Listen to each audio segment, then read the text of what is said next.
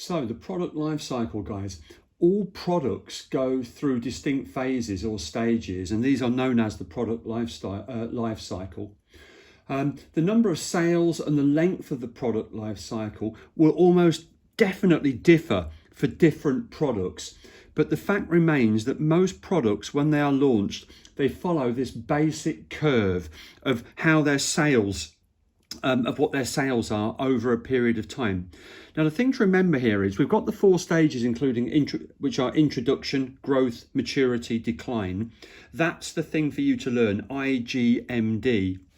But in actual fact, before products are launched, there would be a development phase. Okay, I'm going to call that research and development phase, which might well be down there. Now, the product is not on the market yet at this stage here.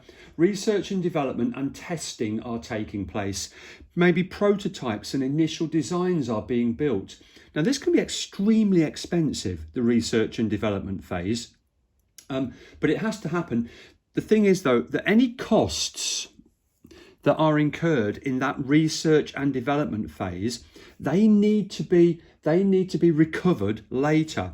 So even though your sales might be going well, don't forget your profits could probably be quite low, or your profit margin might be low at the start, because you are still trying to gain back or get back your research and development costs.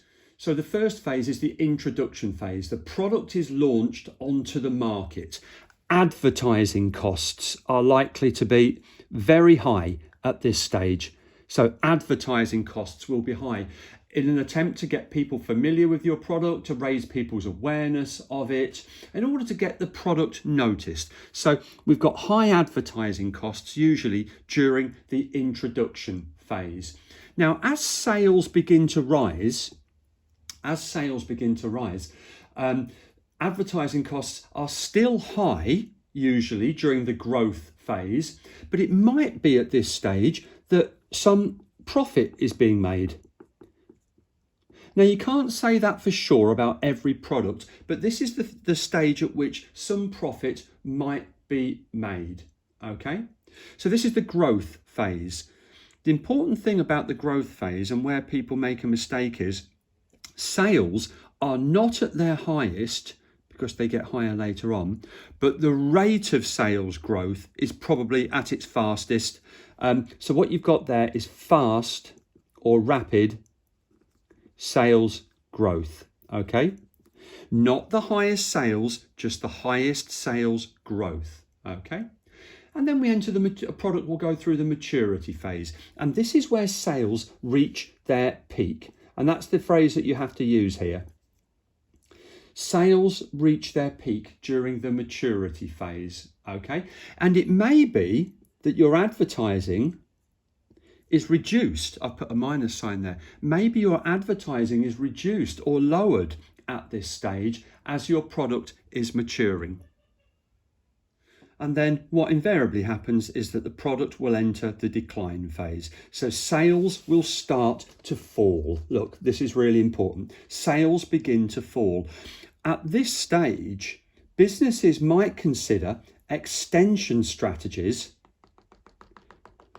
to try and keep sales high, or to get them back up to where they want them. So there's a number of ways they can do that. Some typical extension strategies might be to innovate or modify the product, to change the price. So look, we're going back to the 4 Ps. We could innovate or change the product. We could change the price. This happens with iPhones, doesn't it? The price is lowered to allow customers to buy it. Okay. We may start selling the product in different locations and different countries. Okay. Now, not one of the 4 Ps, but worth mentioning, is that we may decide at this stage to change the packaging or the style of the packaging to somehow improve the appearance of it. Okay. And if you are really keen to prolong the life cycle, sometimes the products have a change of name.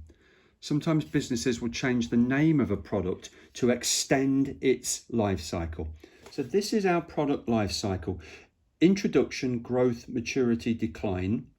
let's not forget that a lot of research and development takes place before this, and the costs of research and development have to be recovered from sales later on.